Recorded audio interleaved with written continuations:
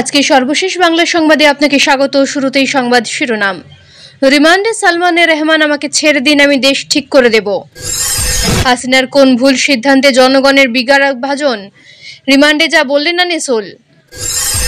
যে কারণে প্রধান উপদেষ্টার কার্যালয় ঘেরাওয়ের হুঁশিয়ারি বিএলডিপির। কেন না জানিয়ে ৩৬ মিনিট পাকিস্তানের আকাশে উড়ল মোদির বিমান। জাতির উদ্দেশ্যে ভাষণে যা বললেন ডক্টর ইউনূস। কেন আওয়ামী লীগের আমলে মুক্তিযোদ্ধা কোটায় নিয়োগ পাওয়া শিক্ষকদের তালিকা হচ্ছে।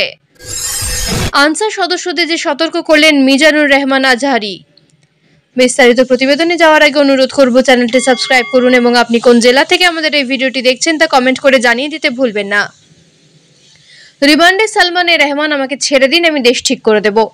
ডিএমপি নিউ মার্কেট থানায় দায়ের হওয়া হকার শাহজাহান আলী হত্যা মামলায় গত 13ই আগস্ট গ্রেপ্তার করা হয় সাবেক প্রধানমন্ত্রী শেখ হাসিনার বেসরকারি খাত বিষয়ক উপদেষ্টা সালমান রহমানকে। তিনি এখন রিমান্ডে রয়েছেন। রাজধানীর মিন্টো রোডে ঢাকা মহানগর গোয়েন্দা পুলিশ কার্যালয়ে রিমান্ড চলছে তার।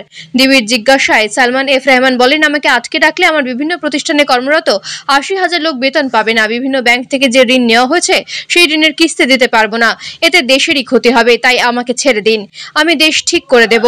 এই সময় ডিবি কর্মকর্তা বলেন, আপনি ঠিক করলে এখানেই করুন, কোর্টে গিয়ে কথা বলুন, কিন্তু আপনাকে ছাড়া হবে না। একের পর এক মামলায় কমপক্ষে 1 বছর আপনাকে রিমান্ডে থাকতে হবে। সালমান রহমানের কাছে ডিবির জিজ্ঞাসা, গত নির্বাচনের আগেই তো আওয়ামী লীগ সরকারের পতন হওয়ার কথা ছিল, তখন হয়নি কেন? উত্তরে সালমান বলেন, আমরা ভারতের মাধ্যমে আমেরিকাকে বোঝাতে পেরেছিলাম যে আমরা আমেরিকার পক্ষেই আছি। বাংলাদেশকে বাঁচাতে হলে শেখ হাসিনার বিকল্প নেই। তখন আমাদের এবং ভারতের কথায় আমেরিকা কনভিন্স হয়েছিল, না হলে তখনই আমাদের পতন হয়ে যেত। প্রিয় ভালোবাসার দর্শক, শেখ হাসিনা হিটলার নাকি উন্নয়নের রূপকার? আপনার মূল্যবান মতামত কমেন্ট করে জানিয়ে দিন। এদিকে আরেকটি আলোচিত নিউজ হচ্ছে, হাসিনার কোন ভুল সিদ্ধান্তে জনগণের বিভাজন, রিমান্ডে যা বললেন আনিসুল। রিমান্ডে থাকা সাবেক আইনমন্ত্রী আনিসুল হক ডিবিকে জানিয়েছেন, জাতির পিতা শেখ মুজিবুর রহমানকে দেশের সম্পদ না বানিয়ে আওয়ামী লীগের সম্পদ বানিয়েছিলেন সাবেক প্রধানমন্ত্রী শেখ হাসিনা। এটা ছিল শেখ হাসিনার ভুল সিদ্ধান্ত। তিনি নিজেকে এবং তার বাবাকে বেশি ফোকাস করতে গিয়ে জনগণের বিভাজন হয়েছেন। ঢাকা মহানগর গোয়েন্দা পুলিশের হেফাজতে রিমান্ডে থাকা সাবেক এই আইনমন্ত্রী তথ্য জানান। শেখ হাসিনার শপথ ভঙ্গ করেছিলেন রিমান্ডে আনিসুল হক। তিনি জানান, সারা দেশে গ্রামে গঞ্জে জেলা উপজেলায় শেখ মুজিবের এত ভাস্কর্য না বানিয়ে যদি 1টি বা 2টি আন্তর্জাতিক মানের ভাস্কর্য বানাতেন, তবে সেটা দেখতে ভিড় করতেন দেশি বিদেশি পর্যটকরা। এতে শেখ মুজিবের সম্মান অনেক বাড়ত। সূত্র জানায়, রিমান্ডে থাকা ন্যাশনাল টেলিকমিউনিকেশন মনিটরিং সেন্টারের সাবেক মহাপরিচালক মেজর জেনারেল জিয়াউল আহসান ছিলেন একজন সাইলেন্ট কিলার।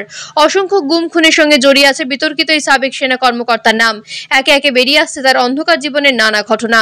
অপরদিকে রিমান্ডে থাকা সাবেক আইনমন্ত্রী আনিসুল হক ডিবিকে জানিয়েছেন, রাগ অনুরাগের বর্ষবর্তী হয় বিভিন্ন সময় একদমই সিদ্ধান্ত নিয়ে শেখ হাসিনা তার শপথ ভঙ্গ করেছেন। জিয়াউল আহসান জানান, বিভিন্ন অপারেটরের মোবাইল ফোনের সফটওয়্যারে ঢুকে নিয়ন্ত্রণ নেওয়ার চেষ্টা চালিয়েছিল এনটিএমসি।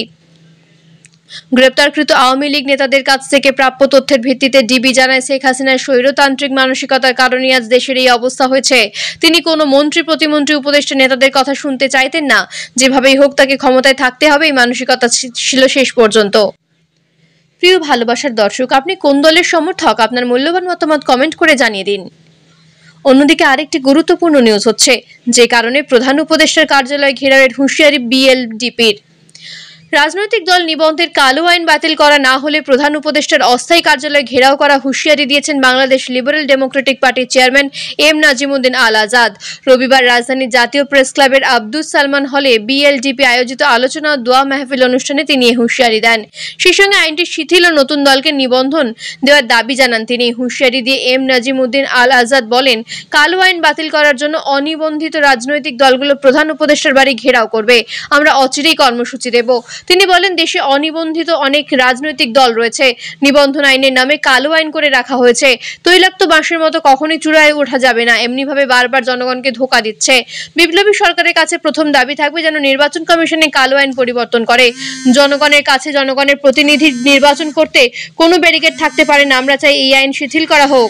বিএলডিপির চেয়ারম্যান বলেন, জনকল্যাণের নামে সংবিধানকে কাটাছেঁড়া করা হচ্ছে। বাংলাদেশের স্বাধীনতার পর অনেকবার সংবিধান সংশোধন হয়েছে। যারা ক্ষমতাকে কুশীগত করতে চায় তারাই বারবার সংবিধান কাটাছেঁড়া করছে। জনগণের কল্যাণের নামে তারা ধোঁকা দিচ্ছে। প্রিয় ভালোবাসার দর্শক, আপনি কোন দলকে ক্ষমতায় দেখতে চান? আপনার মূল্যবান মতামত কমেন্ট করে জানিয়ে দিন। এদিকে আরেকটি আলোচিত খবর হচ্ছে, কেন না জানিয়ে 46 মিনিট পাকিস্তানের আকাশে উড়ল মোদির বিমান। সম্প্রতি পোল্যান্ড সফর করে ভারতের প্রধানমন্ত্রী নরেন্দ্র মোদী। দীর্ঘ 4 দশক পর দেশটিতে সফরে যান কোনো ভারতীয় প্রধানমন্ত্রী।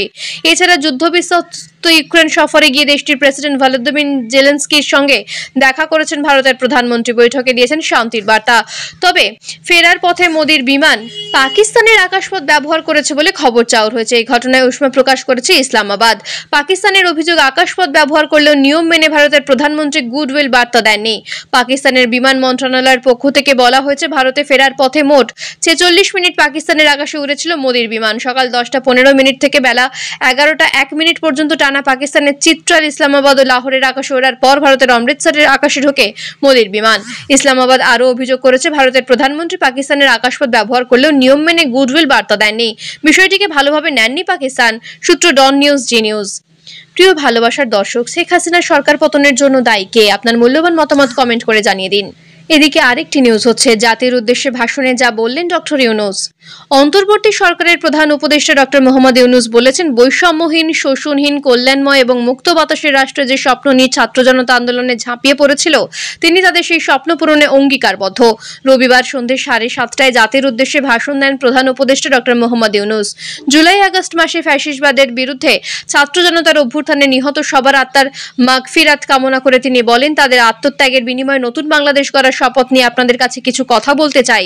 শরণাতীত কালের ভয়াবহ বন্যায় যারা মৃত্যুবরণ করেছেন, যারা অসুস্থ হয়ে পড়েছেন বা যারা সর্বস্ব হারিয়েছেন, যারা দুঃসহ জীবনযাপন করছেন, তাদের স্মরণে রেখে কথা বলছি।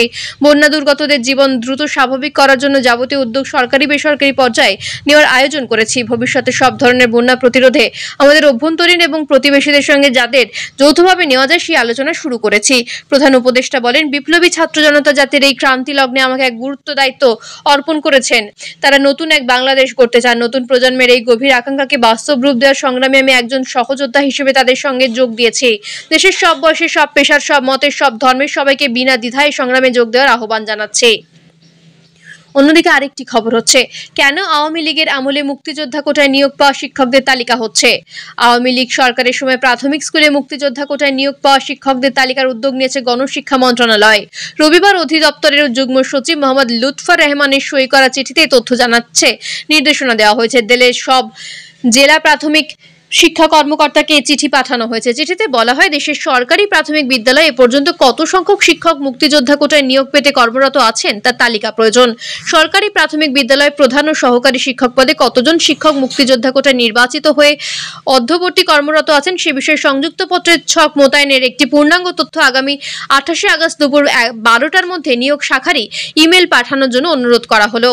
ইমেল ঠিকানাটি হলো ad.recruitdpe@yahoo.com। এই ঠিকানায় এক্সেল ফরম্যাটে সফট কপি ও PDF কপি মেল করার নির্দেশ দেওয়া হয়েছে। এদিকে আরেকটি নিউজ হচ্ছে, আনসার সদস্যদের যে সতর্ক করলেন মিজানুর রহমান আহাজারি। দেশের দক্ষিণ পূর্বাঞ্চলের ওপর দিয়ে ভয়াবহ এক বন্যা বয়ে যাচ্ছে। সেখানকার বন্যা দুর্গত মানুষদের পাশে দাঁড়ানোর চেষ্টা করছেন দেশের সর্বস্তরের মানুষ।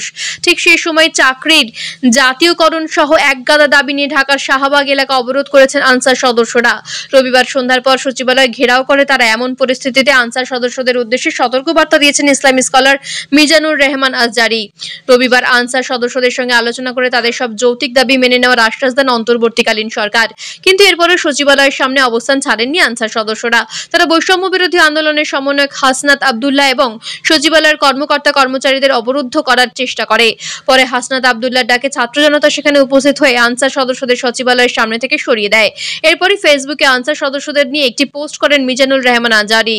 পোস্টে তিনি লিখেছেন, দেশের অসময় আনসার বাহিনীর এমন বিশৃঙ্খলা কাম্য নয়। ফ্যাসিস্ট আচরণ করলে সেটা কিভাবে রুখে দিতে হয় সে বিষয়ে ছাত্র জনতার অলরেডি PhD করা হয়ে গিয়েছে। তাই সংঘর্ষে না জড়িয়ে দায়িত্বশীল আচরণ করুন, শান্তিপূর্ণ উপায় সমাধানে আসুন।